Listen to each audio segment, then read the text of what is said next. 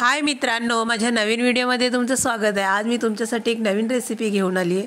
माझा व्हिडिओ तुम्ही स्किप करू नका। माझ्या चॅनलवर नवीन असाल तर प्लीज लाईक, शेअर आणि सबस्क्राईब करायला विसरू नका। तर मी गाजर घेतलेले 1 किलो, ते स्वच्छ धुवून किसून घेतले, तुम्ही बघू शकता। त्यानंतर मी ड्रायफ्रूट घेतलेत, काजू, बदाम वगैरे, आणि 4 ओळ्या इलायची पावडर घेतली। इलायची पावडर मी घरीच बनवते। घी घेतलेला आहे मी, आणि मी 1 किलो गाजरासाठी दूध घेतलेलं आहे, अर्धा लिटर। सो मी हे दूध तापवलं आहे छानपैकी, आणि आता त्यानंतर मी कढई ठेवली आहे गॅसवर। आता त्याच्यामध्ये मी घी टाकणार आहे। तुम्ही गाजराच्या हलव्याला घीचा वापर जरा जास्त केल्याने गाजराचा हलवा खूप छान होतो। सो आता मी यामध्ये अगोदर गाजर भाजून घेणार आहे, जो ज्याचा कच्चापणा असतो तो निघून जातो पूर्णरित्या।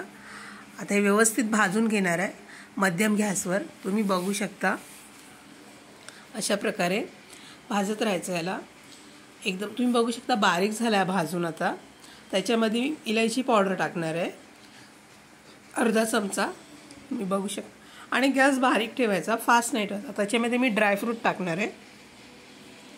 त्यानंतर याच्यामध्ये मी साखर टाकणार आहे। साखर तुमच्या आवडीप्रमाणे टाका, तुम्हाला कमी जास्त गोड। स्वतः मी पुन्हा व्यवस्थित परत भाजून घेणार आहे, एकदम बारीक होईपर्यंत पूर्ण हलवून व्यवस्थित। तुम्ही बघू शकता साखर पण याच्यामध्ये विरघळली गेली आहे, एकदम एकजीव झाली आहे साखर।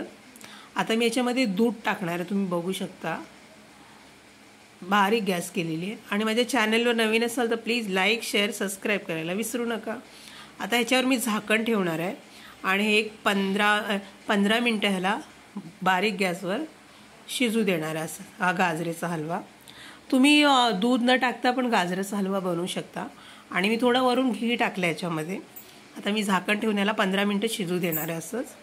आणि मला गाजराचा हलवा थोडा ओलसर हवा होता। स्वतः आपले 15 मिनटं झालेले, तुम्ही बघू शकता। आता मी बघते आपला गाजराचा हलवा रेडी झालेला आहे। सो असा मला गाजराचा हलवा पाहिजे होता। तुम्ही अजून सुक्का बनवू शकता।